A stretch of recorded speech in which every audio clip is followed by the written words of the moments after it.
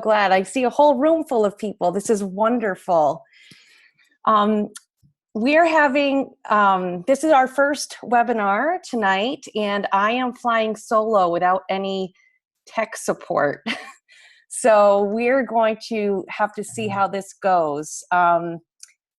Let's see, it says somebody here, Bob can't hear us. Oh dear, but everyone else can hear. All right, stand by.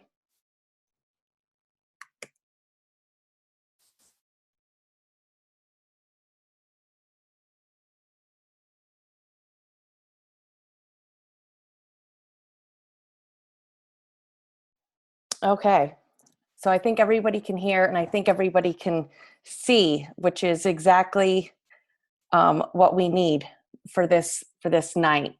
So I am not going to have any tech support, which means as soon as I start sharing my screen, I am not going to be able to see the chat.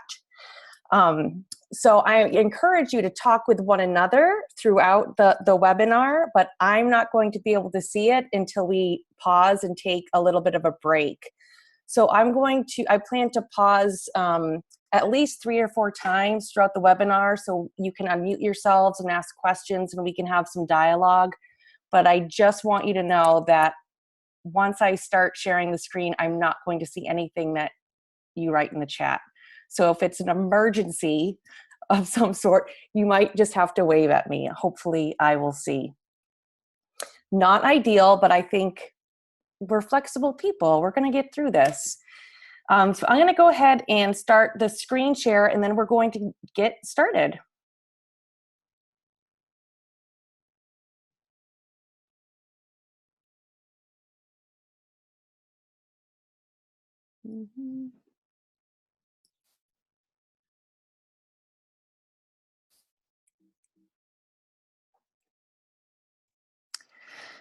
Maybe not. Hang on.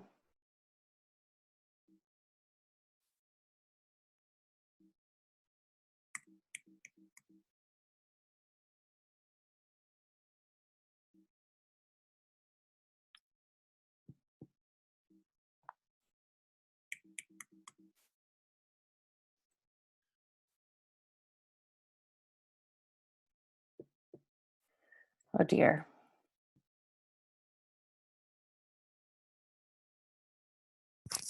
Abby, can you help me? It did the same thing again. Stand by.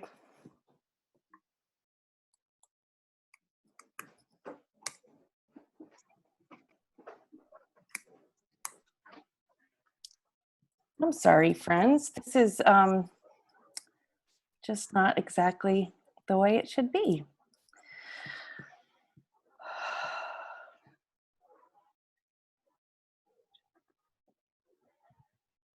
Okay. All right, here we go. The history of Sunday school. This is our first webinar, and we'll be talking about where we have come from and the history of Sunday school. This, I promise you, is going to be probably the darkest of all of our webinars. From here on out, I promise they are going to be a little bit more upbeat and positive, but our history is what it is, and that's where we need to begin. My name is Kim Sweeney. I just recently finished up 7 years of working for our UUA in New England as the lead for faith formation and safe congregations. I have agreed to do this premium course for the UU Leadership Institute as an independent consulting through Courageous Faith Consulting. And this course, The Death of Sunday School, is part 1, and then later on in the spring we'll do part 2, which is the future of faith formation. So as you know, this course has 6 different classes, different modules. This is the first one. Hopefully you've all seen the assignments. There's some pre-reading and a case study for this particular week. And any specific questions that you have about the Institute or technical questions about the course or the platform that they're using for the course, I encourage you to reach out directly. The working flashlight. Okay. And it's going to be here. All right. Is everybody okay? Yes, sir. Oh. Hi, Jesse. I'm sorry, somebody needs to mute their audio. It sounds like there's a conversation happening in the background. Great, thank you. So any technical questions that you have about the course or the platform, I encourage you to reach out to the UU Leadership Institute directly. They'll be able to help you out with that. So just to set our stage for our time together, I would like to share some opening words. If you have a chalice nearby, I invite you to light that. And our opening words are by Odette Fulbright Fulson. This light we kindle is set in the lamp of our history. We inherit this free faith from the brave and gentle, fierce and outspoken hearts and minds that have come before us. Let us be worthy inheritors of this faith, and through our good works, pass it boldly to a new generation. It's going to be helpful because we're going to be together for the next few months on this course. It's going to be helpful for me, and I'm sure for you, to know who is here with us in this space, this online space. And so I'm going to ask you to let us know who you are, where you're joining us from, and if you are participating in this webinar on a team, please let us know who's in the room with you. I'm going to ask Tracy, if you would please go first, and then if you could look at the names of people on the screen, if you could invite somebody to go next, that would be great, just so that we can all unmute one at a time. Tracy? Okay. Thanks. I'm Tracy Brenneman. I'm in Westchester County, New York, just north of New York City. I'm the religious educator serving the congregations in Mount Kisco, New York, and Hastings-on-Hudson, New York. And I will invite Sarah to go next.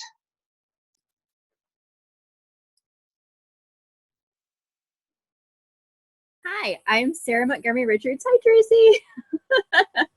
And I am the Director of Lifespan Experience for the Unitarian Universalist Congregation of Grand Traverse. So we are in Upper Lower Michigan. Great. I would invite Barb to go next. I'm Barb Friedland, Director of Lifespan Religious Exploration at Thomas Jefferson Unitarian Church in Louisville, Kentucky. I'm here with a team. I have the chair of our RE committee, Mark Friedland, a member of our RE committee, Jennifer Reed, and our Elwood Sturdivant here with me. Fantastic. Who's you gonna pick next, Barb? And I will pick Carol, because she's on the screen and I can see her face.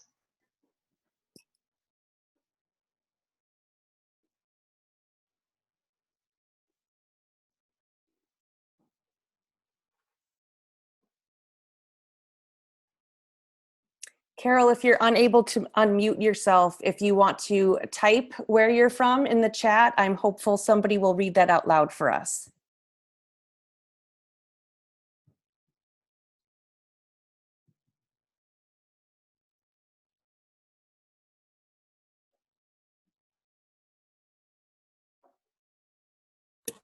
Carol says, my mic isn't working. I'm Carol Burris, DRE in Houston First UU Church. Great, thank you. And would you be able to please call on the next person? Let's see, who hasn't gone? I will pick Anne. Thank you. I'm Ann Kadlachek. I am the Director of Lifespan Faith Development for the Unitarian Universalist Congregation of Binghamton in upstate New York. Great. And I will pick Evelyn. Hello, my name is Evelyn Grimm. I am president of Channing Memorial Church in Ellicott City, Maryland. And we do not have a GRE right now, so I am sitting in to see what I can find out about the future of RE. Great. And I will pick, if I don't see him on the screen, but I think Reverend Bob is also in this meeting. So if he is there, I will call on him to go next. Thank you. I am here, Evelyn. Thank you. I'm Bob Ringillian. I am the interim minister serving Channing Memorial Church in Ellicott City, Maryland. And as Evelyn just said, there is no DRE, but fortunately I am a MRE. Great. And are there more people to invite to introduce themselves? I invite Dana. Thank you. Hello, Hi. I'm Dana Ashrawi. I'm joining you from Cypress, Texas. I'm one of the, we're a tri-campus church. We have one church in 3 locations, and I'm the coordinator of children's lifespan development, faith development at the Copperfield campus, which is about like 45 members, and just dealing with a little bit of the Harvey aftermath. Yeah. And luckily our house was okay. We had 2 fence panels that got pushed out of place by the water, but that's pretty light damage compared to other people. So happy to be here. Glad you're here. I'll call on Robin because she's one of the other people from First Unitarian of Houston. Thank you. Yeah, we have a team with Carol and Dana and myself in Houston area. I'm in Cypress, not too far from Dana. I'm honestly just a parent, kind of helping Dana. I've been board chair and RE committee chair and some things along those lines in the past. So Great. glad to have you all here, and I will call on someone. You can test my memory now. If I say this wrongly, sorry, Reverend Jamil. Hi, I'm Rev J, and this is Rev Lo. We're at Woodinville UU Church, Director of Lifelong Learning and the minister. Nice to meet all of you. And I'm calling on the person with UUCHV. Yeah. Hi there, thank you. Hi there, my name is Jane Podell, and I'm the DRE at UU Congregation of the Hudson Valley. I'm half-time there, and I'm quarter-time at UU Congregation of the Catskills in Kingston. Great. Let's see, has anyone not gone yet? Sharon.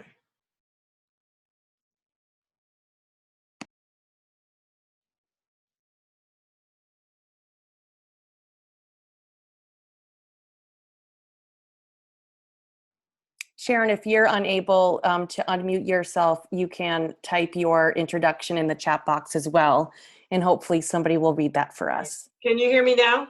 Perfect. Okay, great. Sorry about that. I'm Sharon McGinnis. I am with Ann from upstate New York in Binghamton, and I'm just a parent on the RE committee, just here to observe and try to help out. Great. And there is no such thing as just a parent for 2 of you now, so we know better. I think Dana Ashrawi has not gone yet. Is that correct? Okay. Dana Ashrawi, I went. Okay, great. Has everybody gone, or has anybody not had a chance to introduce themselves?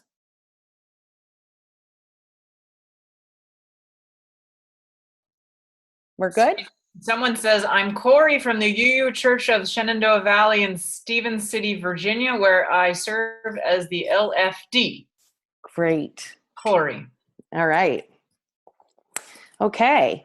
I was told today that we should expect that on our upcoming webinars to have a larger group, that there are many participants who will be watching this on demand after we're done tonight. So we'll welcome some more people to our next webinar.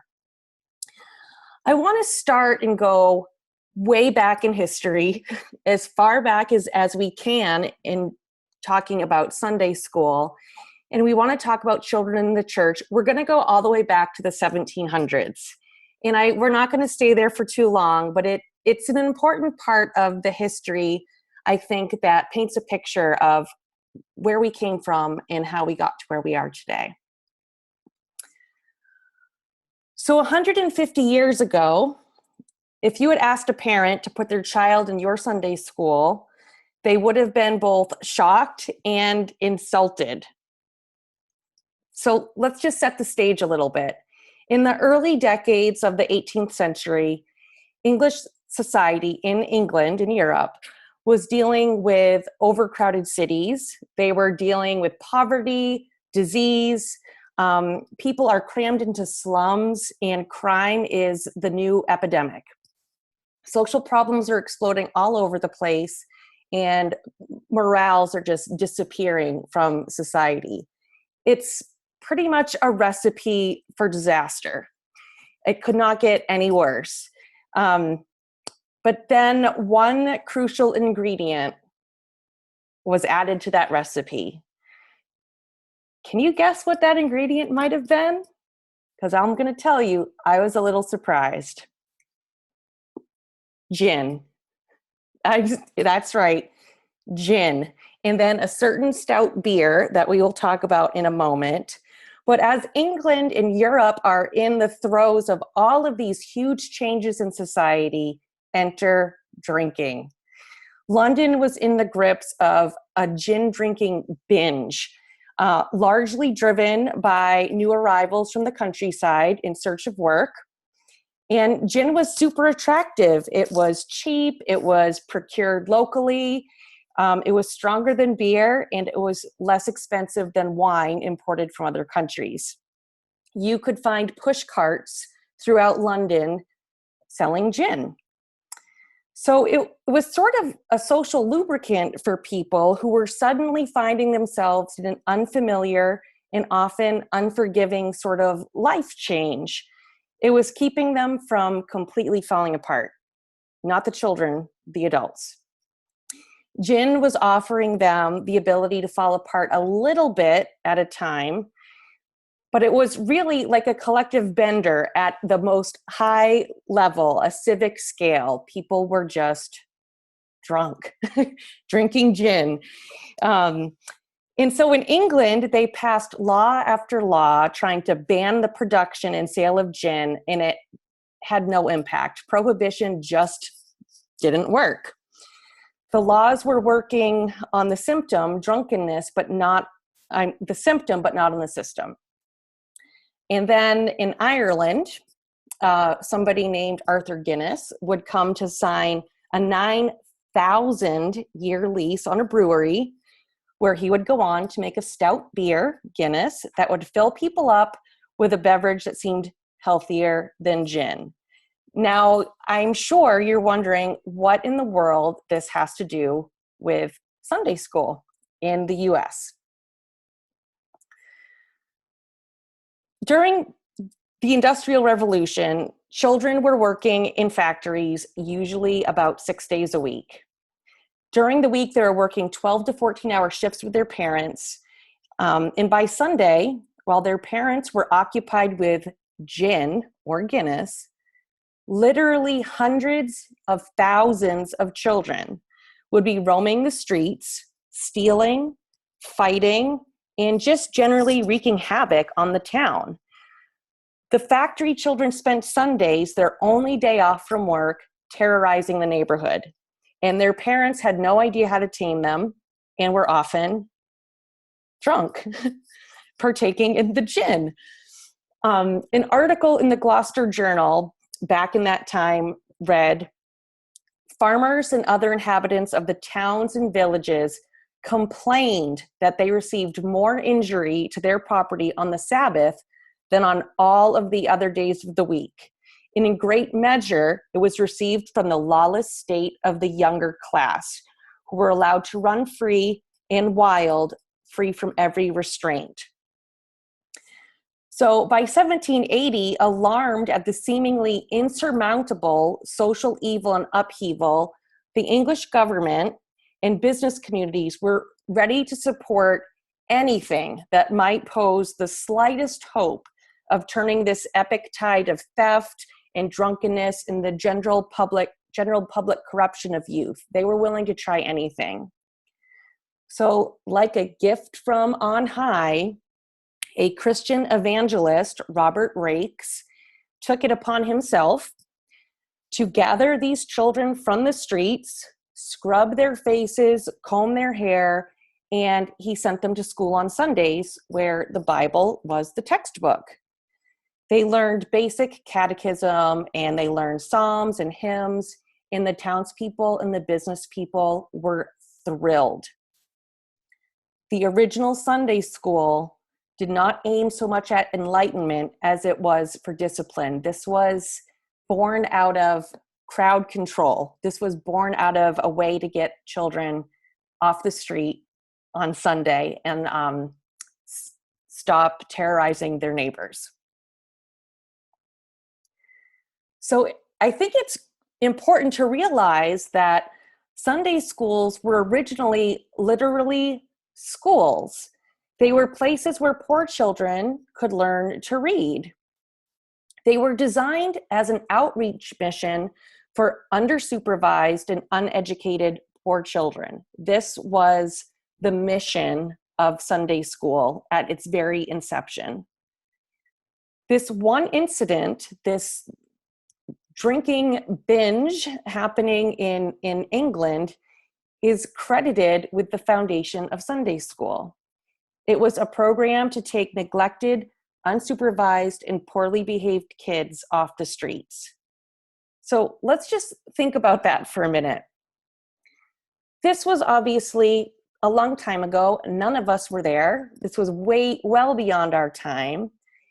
But Sunday school was created for a very different reason than I am assuming your mission or your vision for your RE program are operating under. I do not know of any of our congregations that are operating Sunday school for the express need to get children off the street on Sundays because they are wreaking havoc in the neighborhood. So our reasons or rationale for Sunday school have indeed changed a little bit over time, maybe a lot of it. So as Robert Raikes was experimenting with taking these children off the street and putting them in these school environments on Sundays, other experiments were happening in Europe in the mid-1700s, and also a handful of lay people in Connecticut, Massachusetts, Pennsylvania, and Georgia they also set up some experimental schools. They set up these experimental schools for the purpose of giving instruction to the indigent children who were kept from regular school by employment, as well as to give religious instruction. This was sort of the mission and the motivator for the lay folks in the United States to experiment with Sunday school. The first permanent Sunday schools in the US didn't survive very long. These experiments did not last. The first ones that really did take hold didn't happen for nearly 50 years later. One was started in a textile mill in Rhode Island in the late 1700s, and another in Pittsburgh in about 1809. And these schools were put together for the suppression of vice, reformation of manners, and propagation of useful knowledge. Again, these are not words I see in any mission statements or vision for religious education programs. Between 1810 and 1815, finally seeing some benefits of Sunday school as a mission outreach to the poor, churches in the US slowly began to allow Sunday schools to meet in their buildings. So this has taken quite a long time before Sunday schools are accepted and being used in churches in the United States. And then the Sunday school movement caught on like wildfire. It spread to every city in England, then to the towns and villages of Ireland, Scotland, Wales, across Europe, and onto the Americas.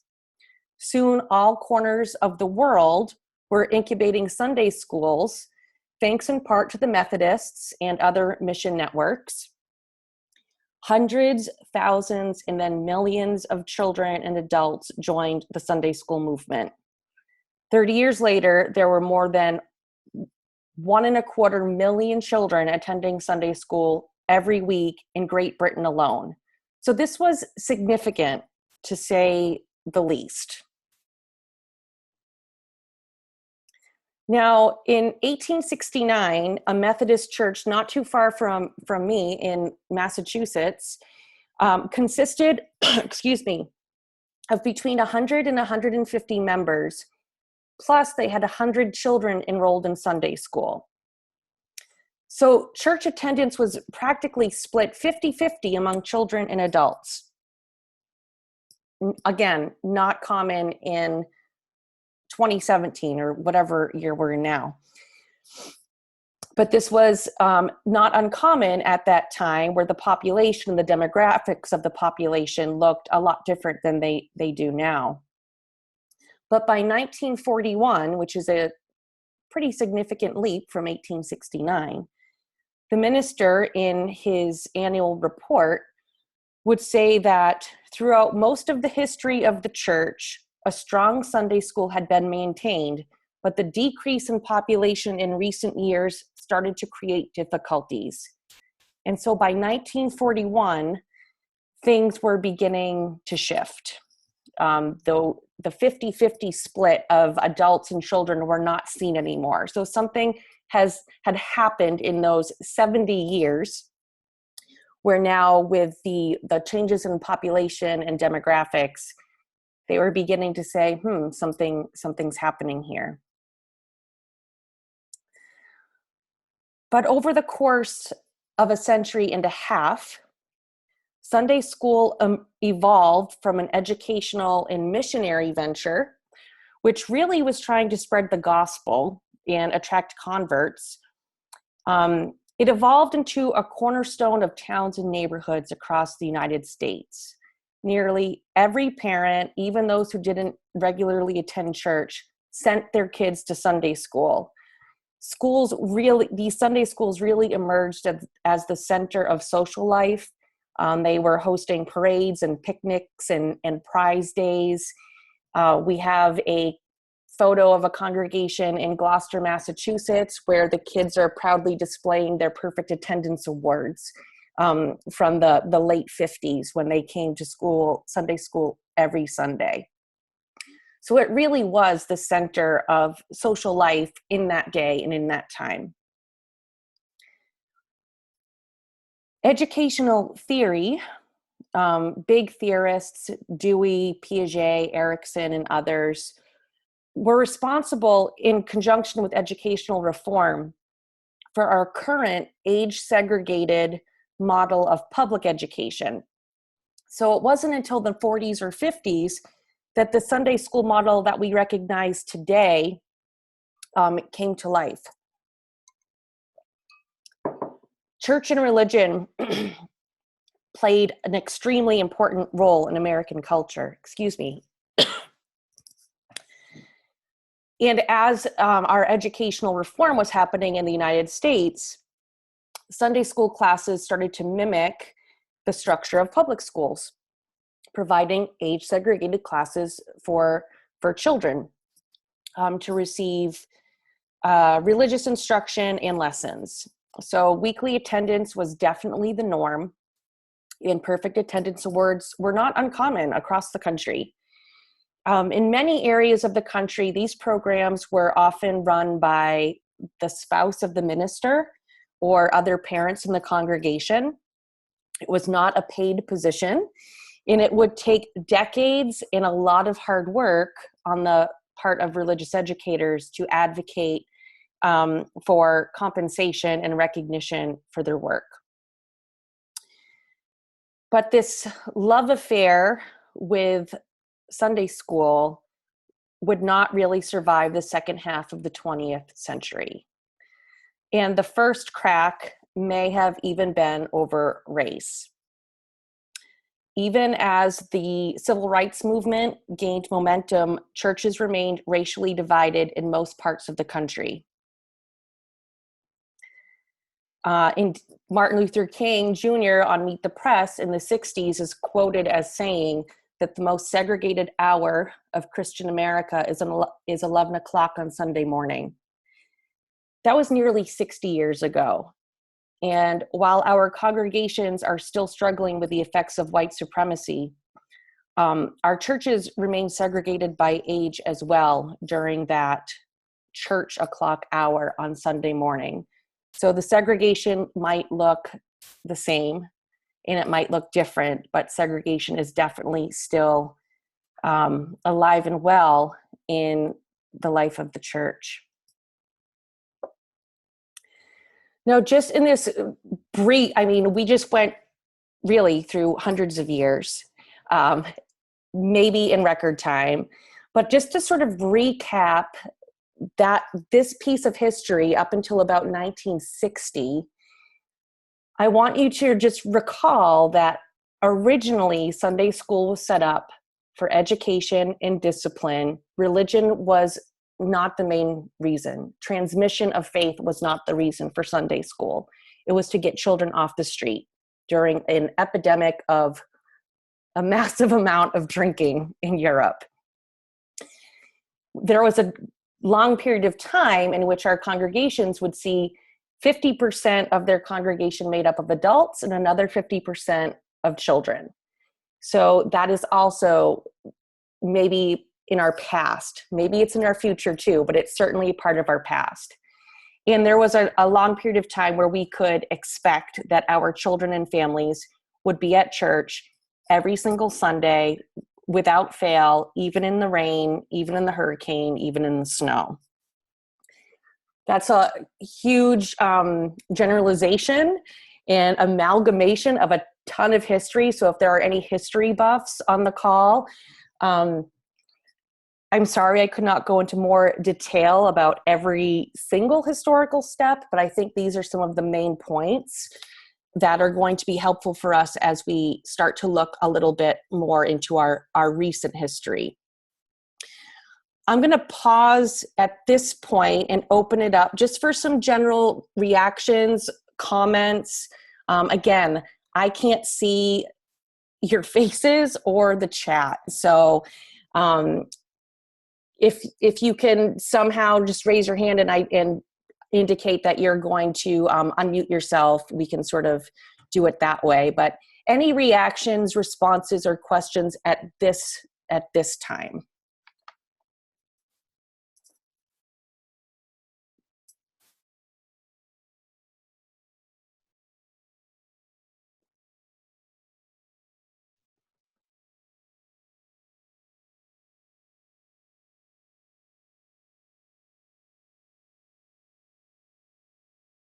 So I have a question. This is Anne. Great, thank you. So originally, these Sunday schools were not really designed for the children of the adults in the school, in the church, is what I'm hearing. They were designed for others.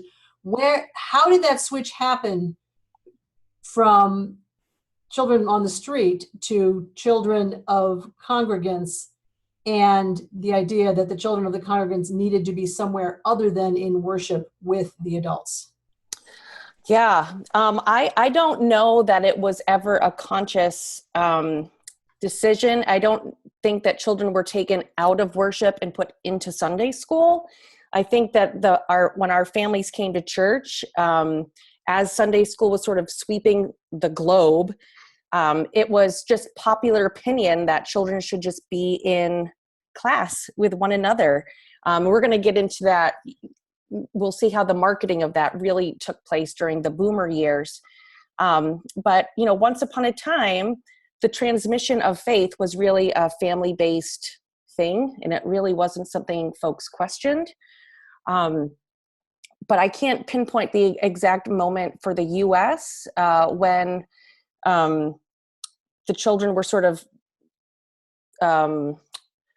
given the pathway of Sunday school, but it looks to me as though it was in the later 1800s for the most part.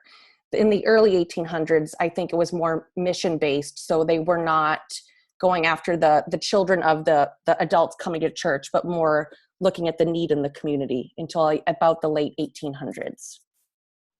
Again, none of us were there.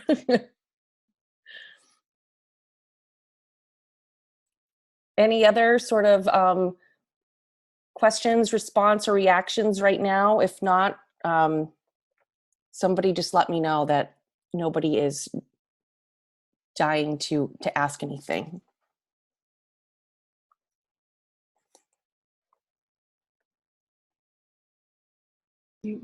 Hi, this is Lois. This is an observation. Yeah. At some point, it seems to me that Sunday school and Sunday morning became dumping ground for parents who wanted 1 hour without their children. Yeah. Which is where and I'm just curious. I mean, I'm sure you'll address this, but so it moved from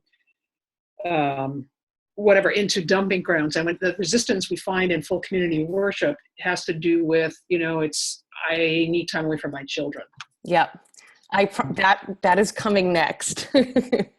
The piece that comes next is the part that we might all have some recognition of. We might recognize it a little bit more than what was happening in 1800, for example. All right, I apologize. I can't see any of you, but we're going to go ahead and move on, and we're going to have time for some more conversation in a little bit. I want to take a look at children, faith, and families. Oops. And I wanted us to start looking at more of our recent history that we either have lived through or have maybe been aware of socially. In the ancient world and in most cultures and faith traditions, up until very recent times, the faith of your parents was destined to be your faith also. You belonged to your faith as much as you belonged to your family, your flock, your tribe, and your clan. The stories that you heard growing up were your stories, and the characters were your ancestors. They were your living and protecting saints. They were your teachers. They were your guides. They helped frame the world for you. You wore your faith. You were your faith. And your faith was you. You couldn't leave it, and it wouldn't leave you. Faith was a core part of who you were.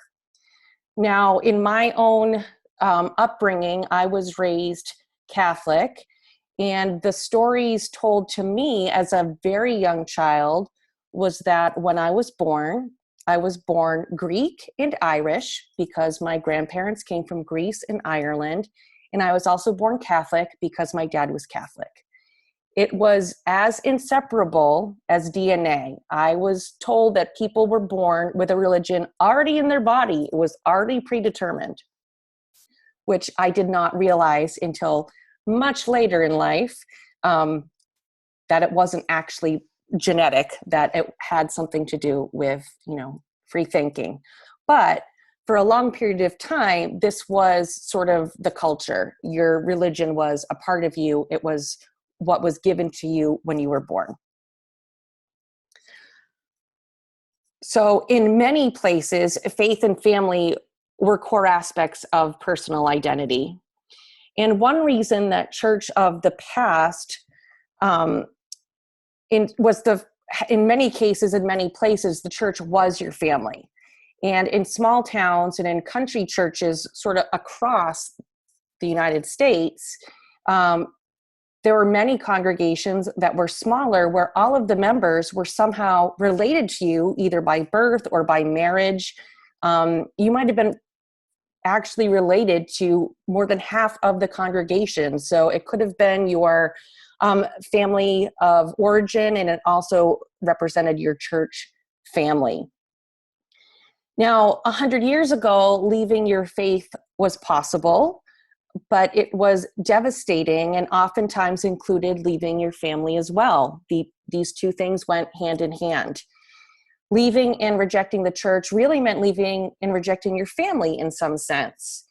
It was sort of the intimate and ultimate heartbreaking rejection of your parents, of your grandparents, and everything that they have stood for, lived for, loved for, or died for. I mean, it was serious. It was a serious deal. And in some cases, it still is a very serious deal. It is that drastic and that big of a deal when you leave the faith that you were born into. And we have many people in our congregations who are coming to our congregations with a version of that experience, whether it was heartbreaking or challenging or somewhere in the middle.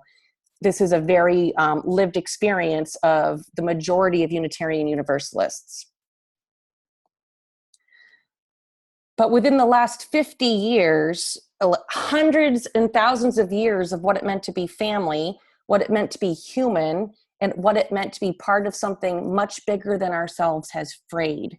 It has unraveled, and it has all but disappeared from the Western world.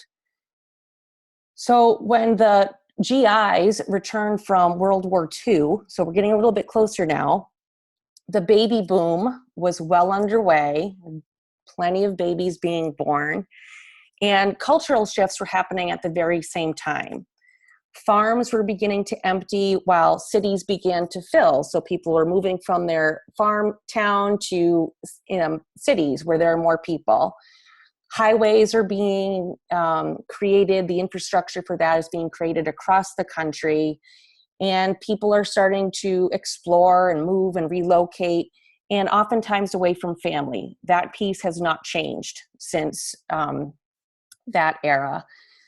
In home was not just the place where your family lived anymore. It was really this nostalgic sort of place where your memories and your stories and all of your dreams were held. It might not be the physical space that it once was. For many people, home is not a static place for their entire lives, as it might have been generations before. So then we began some adapting in the 50s and 60s in order to meet the growing demand for millions of new post-war babies. Literally tens of thousands of new schools are being built in the United States. Now, statistically speaking, I am sure we have baby boomers on this call. There are baby boomers just about everywhere you go. They are nearly the largest generation of all time. When this baby boom happened, when the education reform was happening, all these new schools are being built, the one-room schoolhouses of the past were closed, or sometimes now they're used as field trips for young children to see what it was like in the olden days. But these new schools were built with bringing all of the kids together. These were modern schools with chalkboards, with linoleum floors, with tidy rows of child-sized desks for children in age-segregated classrooms. So it was often first grade, second grade, third grade, no more of this mixing of all of the ages. And our congregations, to a large extent, followed that pattern. So modeled after public schools, many of our congregations were creating religious education classrooms in the 50s and 60s with brightly colored RE walls, with chalkboards, linoleum floors, and the tiny rows of desks, just like kids in our public schools. One of the articles that I've asked you to read, which, again, it was only posted this morning, so it's totally fine if you haven't read it yet, but one of the articles that I've asked you to read really talks about how at this time there was a huge marketing effort to get the parents of boomers back to church. They thought that if the children were having fun and entertained, then the parents would come along with them. It's a really good read, and it's fascinating, to me at least. I'm hoping you'll find it fascinating as well. But as we're adapting in the 1950s and 60s, there was also a major shift that occurred. We began moving from parents as teachers to professional, specialized teachers, specialized educators, and parents were now encouraged to drop off and pick up their children on time and leave the teaching to the experts. So moving into these bigger and more modern schools generated larger and more modern staffing. Soon there were departments and specializations for teachers. You weren't just a teacher anymore. You were a teacher of a specific age group or a specific subject. It became very specialized. There were new approaches to math and science and reading, and parents really were encouraged just to leave that to somebody else. That was not the role of the parent solely anymore. And so the underlying message that parents were receiving at this time was that their role was to drop off and pick up their kids on time, volunteer for the PTA, bake cookies, and really just get out of the way of the teachers who were responsible for their children's education. And it was only a matter of time before this message was brought into our churches in some ways. So when we had lots of children, it wasn't uncommon to see age-segregated classrooms in our religious education spaces as well. In these spaces, these classes would come with a teacher or two teachers to teach religious education, and parents were no longer responsible for that piece. They, just like in the public school setting, they were encouraged to drop their children off on time, pick them up on time, volunteer for a committee or two, bring the snacks, and leave the rest to the professionals.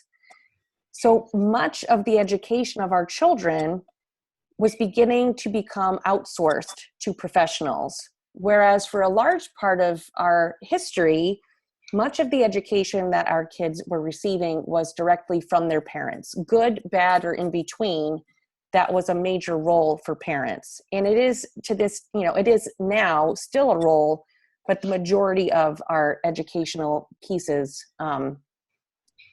are given to teachers.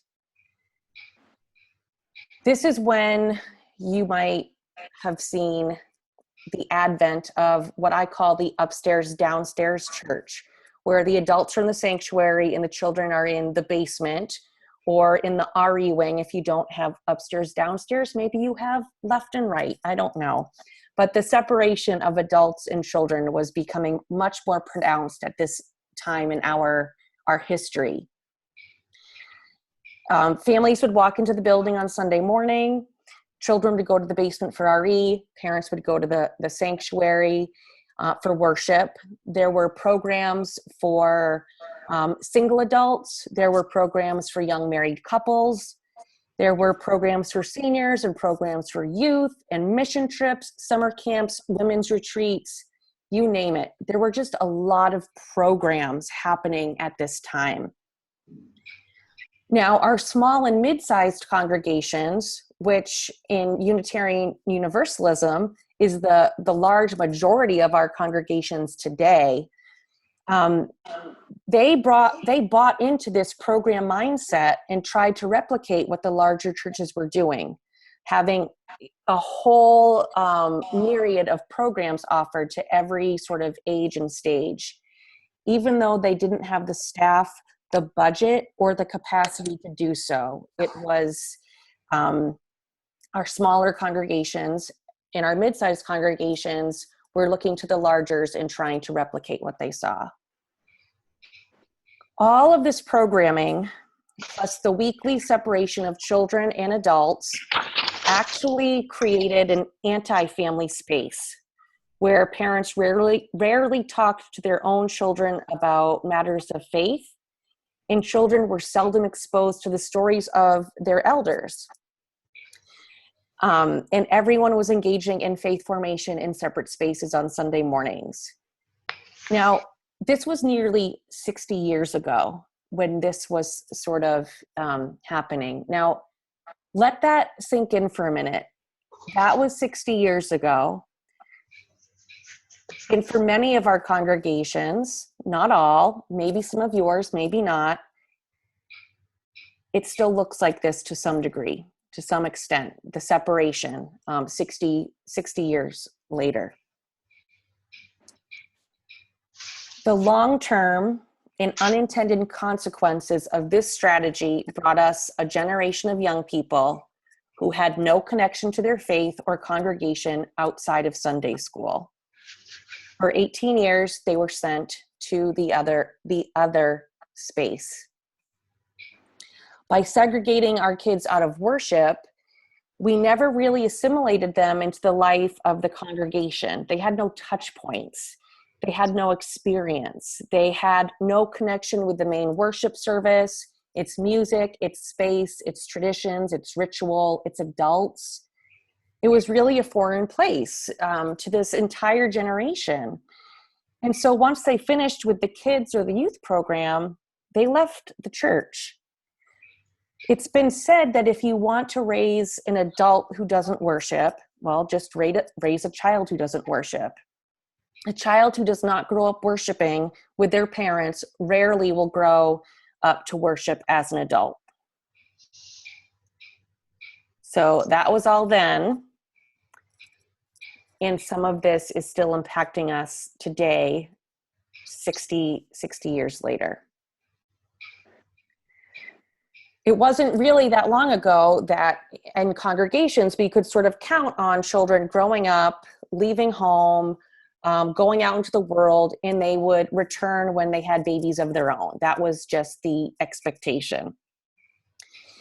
Coming back to church once you had children was one thing we could almost expect and look forward to. So if they had, left it sometime in their teenage years, we just held on to this notion that they'll be back someday when and if they have a family of their own. Most parents would be counted on to return to church for the sake of their kids, sometimes only for the dedication and holiday traditions, but often for religious education as well. That was a touch point that we often would see people come back for. But the bulk of our younger parents today are not looking to the church for membership or fellowship or worship. They're coming back for the dedication and maybe for the holidays, but many of our young parents are not interested in participating in the life of the church. They already have meaningful connections on the baseball or the soccer field, through 4-H or Scouts, or even online.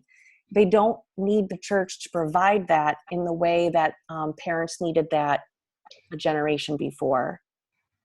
They're not looking for fellowship through the church. They have friends, they have social circles and social media that is time consuming already. They don't have any need to add more onto that. And as for worship, Sundays might be the only day to be together as a family. They may be, it might just be another day packed with activities. Parents might be working on Sundays, but either way, Sunday morning worship can feel like one more commitment they can't squeeze in. I've heard from some parents, not all, there's a whole range here, but I know some parents who are telling me and others that they are now facing the prospect of going to church and being separated as a family, or declining going to church on Sunday so they can stay as a family on Sunday, because that's the only time they have together. And that's just not a choice that we want our parents to have to make. Now,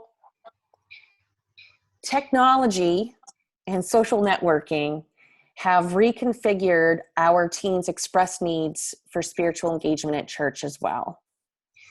There was a survey recently released from the Barna Group that showed that this technology and social networking has really had a huge impact on our teens. Once the fun of youth group is done, if you have a dog, if you could turn off your audio, that would be great. It's okay. I'm just glad it wasn't me. Once the fun of youth group is over, and for many of our kids, our UU kids, that is generally around the time of completing coming of age, they disappear. So youth group and RE might have been fun and it might have had that sense of family, but most of them will find that elsewhere after they leave youth group. For our teens, and I have a couple of them of my own here, worship can be seen as almost a waste of time. It's one more thing to do when their schedules are so full and their identity and their community have already been formed elsewhere. Again, big changes. Now, religion is seldom a source of conflict for teenagers, which is the good news, but it's also seldom a source of identity, which would be the bad news. While sociologists have long demonstrated known religious beliefs and practices do in fact shape the values and lifestyles of adolescents, teens themselves tend to think of religion as wallpaper. It's an accepted part of their lives, but it stays in the background and therefore doesn't merit much thought. This was written by Kenda Creasy-Dean. If you have not read any of her stuff, she's at Princeton Theological Seminary, and she writes a lot about youth ministry that is quite thought-provoking. Now, this current generation of teens, they absolutely love and value the essence of the early church, and they don't even realize it. So this generation is a generation that values community, and they know how to build community with people they have never even met. They are a generation that will give you the shirt off their back and the shoes off their feet if they see somebody in need. They're absolutely in love with beauty, design, and style if it's authentic. They have those heartfelt songs on their playlists, and their fingers and minds fly at lightning speed as they share what matters to them to the whole world through tweeting and texting and Snapchatting and Instagramming and all of the things. And this is a generation that is super serious about equality, and they find friendship to be really of utmost importance. They will often hold their friends' most instant and intimate thoughts literally in the palm of their hand in their phone at any given moment. This generation would feel perfectly in love with the church if community, equality, friendship, grace, beauty, generosity were part of its core identity. And I can hear you all now exclaiming, as I did, but it is. These are all pieces of our core identity in our congregations. Community, grace, generosity, these are very common things that I hear in working with our UU congregations. But for some reason, this generation tends to see these pieces of the church almost like one of those old and dusty boxes of nostalgia in your grandparents' attic. It's really comforting to know it exists, and you can go on up to the attic at any time to check it out, but that's about it. It's more nostalgic than we might hope for. So over these past 50 plus years, we have had a ton of good intentions. That is not the problem that we're facing today.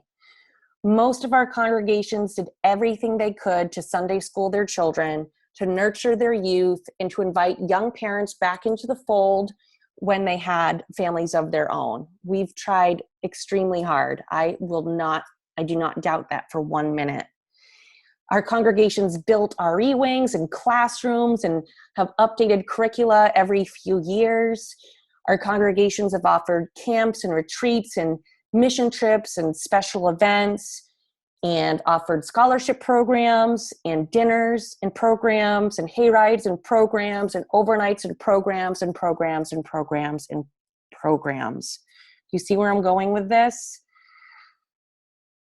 Good intentions aside, the faith that we taught somehow failed to teach and reach our kids. They came to our classes, they played some games, they sang some songs and lit the chalice and ate some pizza, and they learned about world religions and often about healthy sexuality, but good intentions aside, our faith just hasn't reached them in the way that we had hoped. The young parents of our children today, our current children, are from the most unchurched generation in history.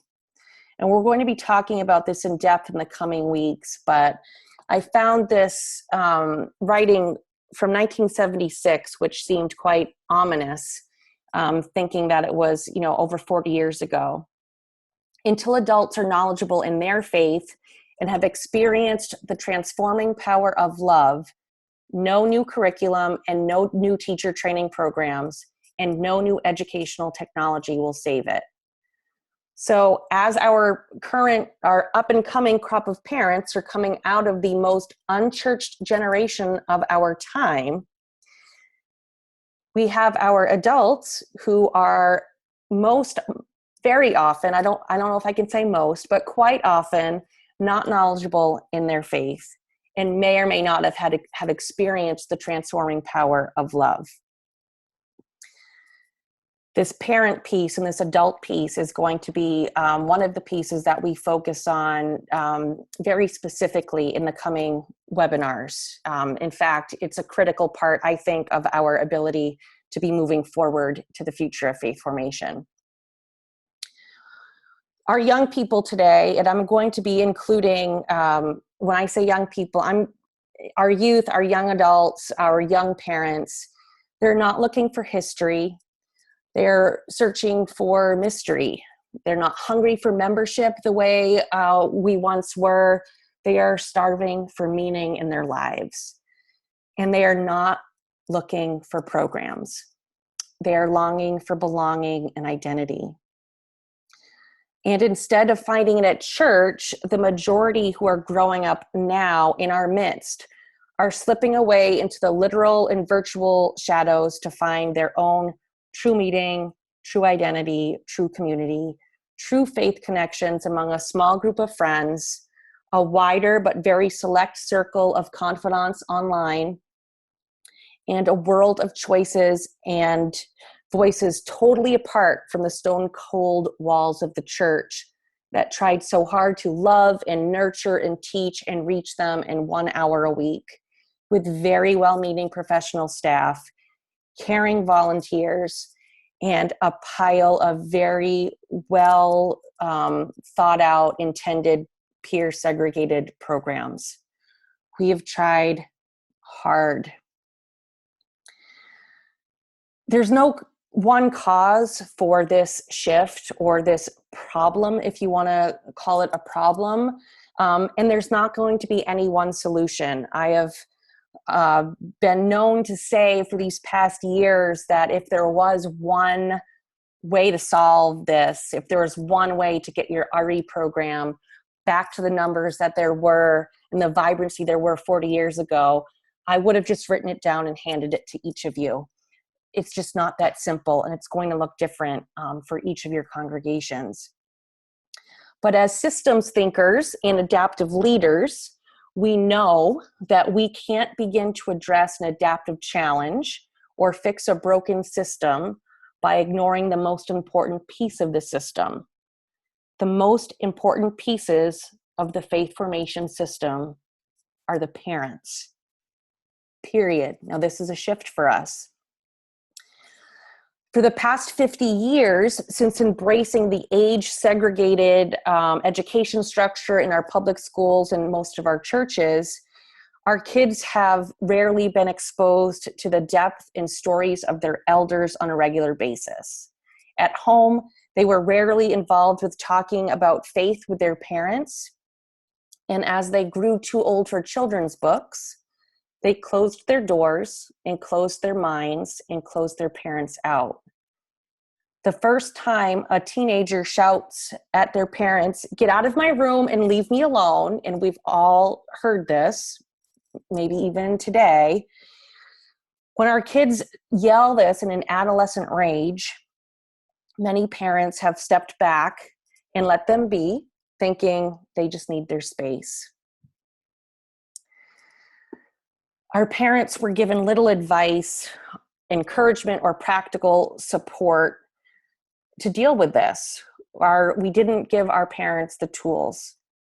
So our parents stepped out of their child's face, and in most cases out of their faith as well. So at both church and school, our children grew up mostly with peers, technology, and teachers. They were separated and segregated from their own parents and grandparents.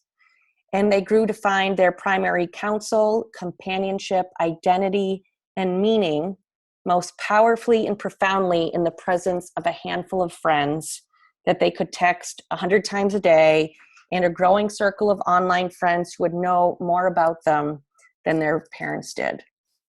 All this identity, all this meaning happened and is happening virtually, and most commonly apart from the church.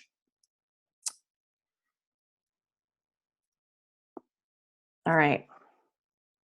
I'm going to take, let's see. Okay, we have just 3 more bits, and then we're going to just have a conversation at the end here. I just want to quickly just talk about television era worship, which we'll talk a little bit more about for the post-Gutenberg, post-television, and neo-Google generation. Now, 2005 was a watershed year in the history of human technology. This was the year that teenagers in the United States and much of the developed world would start spending more time on the internet than on TV. Now, you're going to ask, like, why is that important? We know that our kids are online. Well, any child or teen who's in charge of their own technology in 2005 or beyond is of a different kind of generation than their grandparents and parents. Everything from this post-television era generation's learning styles, to their attention spans, their media consumption, to their concept of engagement and relationship has entered a completely new world. For the bulk of the last 500 years, since the widespread use of the Gutenberg press, we've been living in a one-way information flow world. For the past 100 years, we've been living in a one-way radio and then television world. So professionals would produce the content, they would talk about the show, the masses would listen or watch the TV and consumed whatever content was before them. So literally before 2005, those of us who grew up before that time, audiences, viewers, students, and parishioners were treated mostly as spectators in someone else's show. Now, for the post-television generation, the one-way show thing is over. If our worship models, education methods, youth and family ministries, and every encounter at church are built as television era offerings, we're going to be less and less effective with more and more of our people from here on out. Meaning, if the audience isn't more than just an audience, if their questions, their knowledge, their cares and experiences aren't woven into the core of our worship, or really any of the things that we're doing at church, if what we design doesn't engage post-television era people in experiences that help shape just by being there, we will be teaching, reaching, and preaching to a smaller and smaller crowd every year. It's a difference for what most of us experienced growing up, I would assume. I'm assuming most of us on this call came of age before 2005, just a guess. Now, some of our kids may have been lucky enough to be blessed with a minister or a religious educator who knew how to connect to this post-television generation, and they may have been engaged from the outside in and invited to share their hearts and their passions and talents in active participatory worship. But for most of our kids, I would assume that once they were old enough to attend worship, they mostly sat as spectators in a world of right brain images, music, and interactivity. The left brain academic sermons were often a mile over their heads. And I know that this is a point of contention, or we could say lively discussion in many of our congregations. One of the biggest roadblocks that I've been hearing about to having whole congregation or whole community worship is the thought that the sermon will need to change to have younger people in the room. And certainly it would, not from specifically a content place, but from just the way in which the activity and the interaction occurs in worship. Now, I promise this is like the end of the saddest part. And if anyone on this call knows me at all, they can attest to the fact that usually I am a very positive person when I promise that's coming next. It's not that most of our children aren't going to come back to church. They can't come back. You can't come back to a place you've never been. But how do we get them while they're there? And that is the essential question I think that we'll be grappling with over these next weeks and months.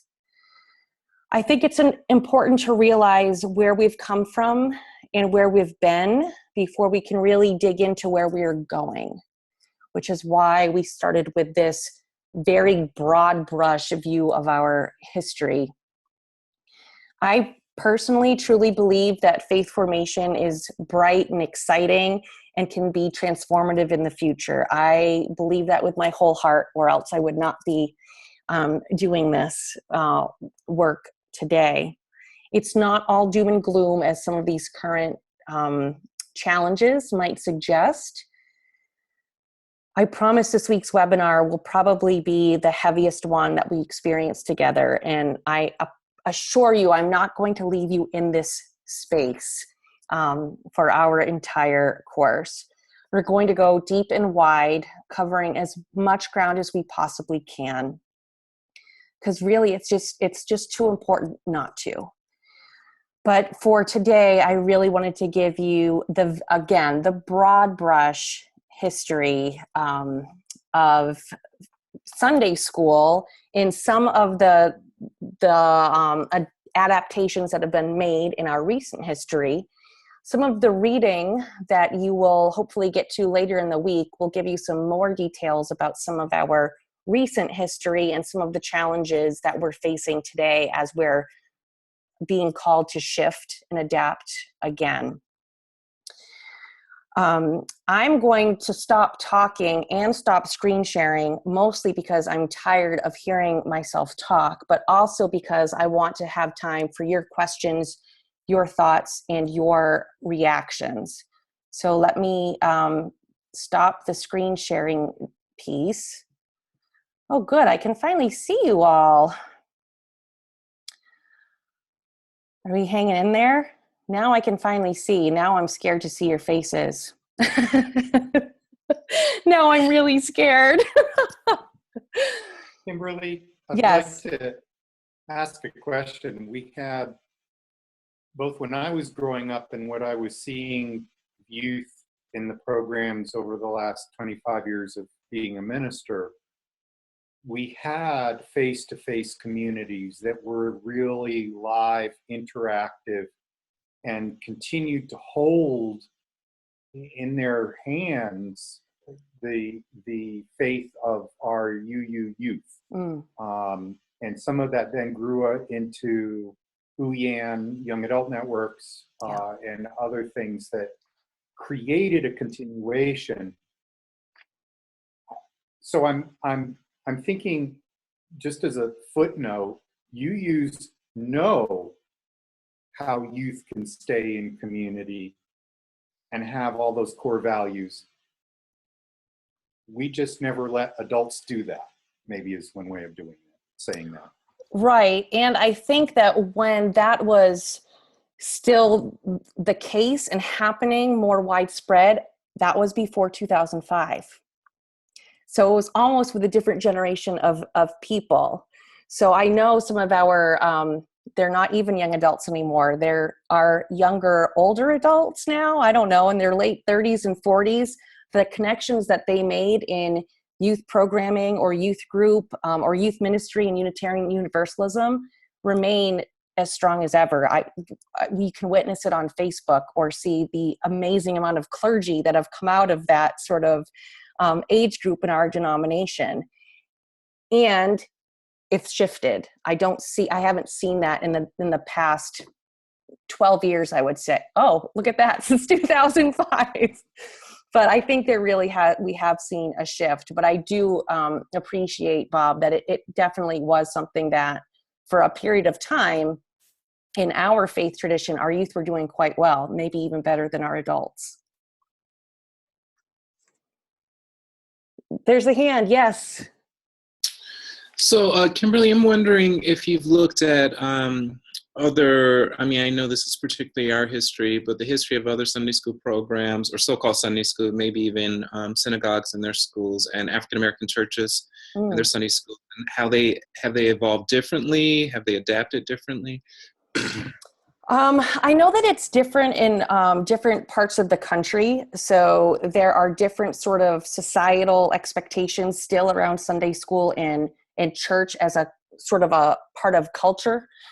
In different parts of the country, I can say here in New England, we're pretty much the worst. The South has maintained larger percentages of their youth in Sunday school, and I believe it's probably out of that sort of cultural norm. Most of the history that I have sort of used to inform this piece was really based on more Christian sort of history, but no, I have not looked specifically at our African American churches. However, my assumption is that they have then and continue now to do a much better job of multi-generational and intergenerational community than the majority of our UU congregations. That would be my assumption, but I'm willing to have that tested.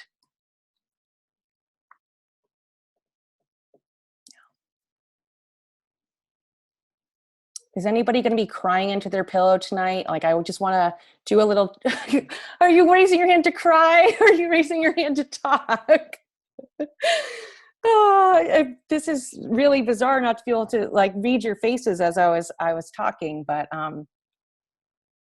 whatever we need to do to get you into feeling okay before we end this call in 15 minutes, I'm committed to doing it.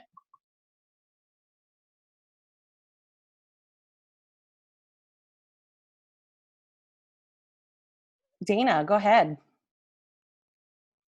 Yeah, it's Dana like banana. Oh, Dana, got it. Okay. Yeah, like you're saying, families are so busy these days. One phenomenon that I think is interesting that I've noticed over the past maybe 15 years or so is what I see as an increasing number of Unitarian Universalist parents that do homeschooling. And so, yeah, you can see they're definitely involved in the education of their children on many levels.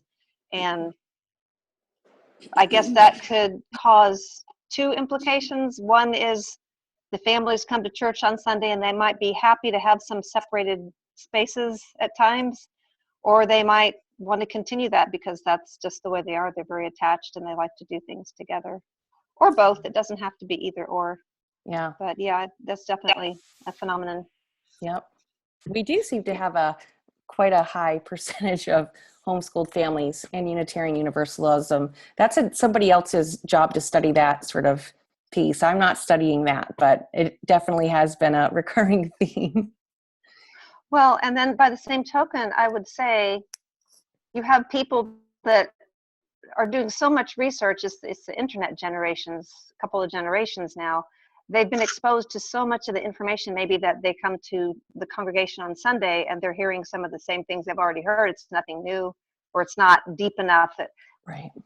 You know, maybe we're doing too much UU 101 at times, depending on the congregation, and you have people coming and going, I need something deeper, I need to dig deeper. So how do you meet everybody's needs? I guess more conversation. Well, I heard or read, I don't know how it got into my brain, but it wasn't my original thought, that at one point in time, we relied on our ministers to tell us what to think. I mean, this was before my day, but in history, we relied on, you know, like Emerson and Channing to tell us what to think. And now at this point in our world, we're not so much looking to our ministers or our congregations to tell us what to think. We're looking to them to help us to process what's going on now, how to apply that thinking, that theology, our values to what's happening in our lives. And, as Carol points out, there's no shortage of things that we need help processing and holding in our lives at every age. There's just every day there's something new that we could use a little bit of help with. And I think our congregations are one of the places that are called to do that. Any other reactions or responses? I'm just going to read this one from Sarah, who says, because her baby's sleeping, so we don't want to disturb the baby. Sarah has a very aging congregation and has heard in reference to having the children in the sanctuary, when is the circus leaving? How do we get beyond the whole children should be seen and not heard? That's one of the biggest questions that we get asked. And I promise that we will have one entire webinar all about just that specifically, because I do know that is one of the bigger challenges that we have when talking about having children in worship. There's a whole spectrum of responses from a congregation, and some of them are easier to handle than others. So we will strategize together on that one, I promise. Anyone else? Can I have a question? Oh, yeah. Did someone else start talking? I think it's you. Okay. So in my mind, in these conversations, I think I'm hearing two things, but maybe I'm separating something that doesn't need to be separated. So we talk about a focus on families as sort of the active parenting units in terms of family ministry. And we talk about multi-generational faith formation in terms of the broader congregation and worship. Mm-hmm. Do you see those as sort of separate, not groups, but separate, what do I want to say, areas? Or is that all sort of the same, is it in the same bag in your mind? Well, I see worship as an important part of faith formation for people at any age. And I don't think there is any reason.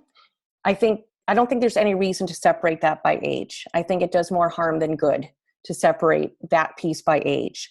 There are other things that really need to be separated by age. Any of you who have ever run OWL know that we're not going to do that with people of all ages in the same space. That's just kind of I'm hoping that's a no-brainer.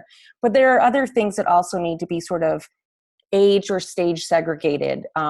Support for our parents, I think, is huge, huge. When you consider the fact that this current sort of up and coming generation of adults is the most unchurched generation of all time.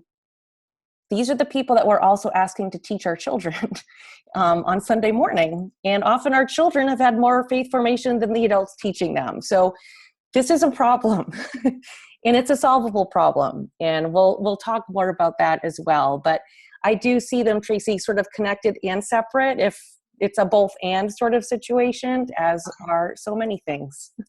Thanks. Karen. Oh, hi. Hi.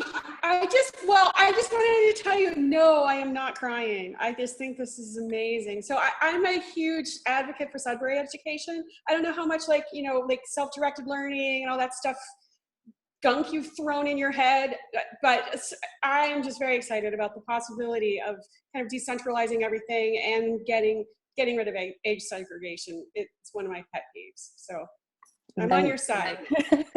I'm preaching to the choir. I love it.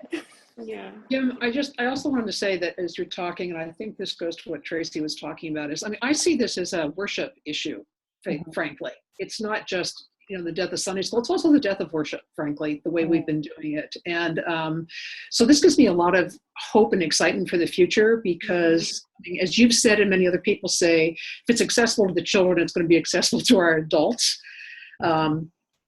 It just is. And so I'm hoping that as you keep doing this work and those of us who are engaged in this work, that we don't make it just a religious education problem to be solved, but that it is an entire church faith formation issue to be worked on, and it really needs to be manifest in worship as well. So I'm looking forward to your ideas. I'm so glad. Yeah, it's 8:27, so I'm not going to go too far down this road, but my dream is that in 10 years, or however long it takes in church years, that we don't even have an RE committee in our church. Now, don't freak out. I think that every committee or team in our church should be tasked specifically with an aspect of religious education and faith formation, and know that that's part of their core purpose, that's just the norm. And that someday, 40 years from now, when somebody else is doing a webinar on a spaceship, they'll be talking about the way we've been doing that for 40 years. And they will think that we were just ridiculous for having separated it for all this time. That's my hope. Okay, we only have a few minutes left.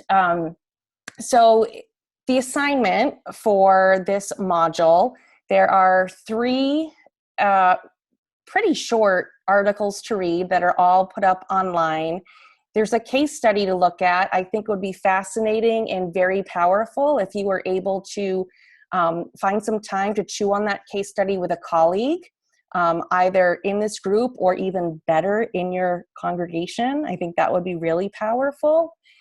And then there are some questions for self-reflection. So some of what we talked about in this history piece, some of that might have reminded you of pieces of your own family growing up, or what you witnessed in other families during your coming of age sort of years.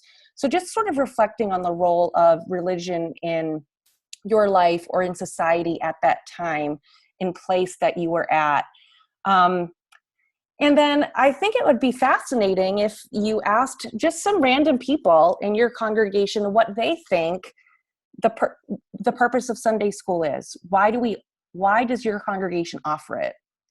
And they might be curious to hear, or they might be surprised to hear that Sunday school was born out of a need to help children whose parents were drunk. Like, that just might be an interesting story to talk about at coffee hour on Sunday. That might just lighten mood, or not. I don't know. But I think the more that we can start talking about this, not just as colleagues, but with, like average folks in the congregation, I'm hopeful that we'll be able to make a little bit more movement.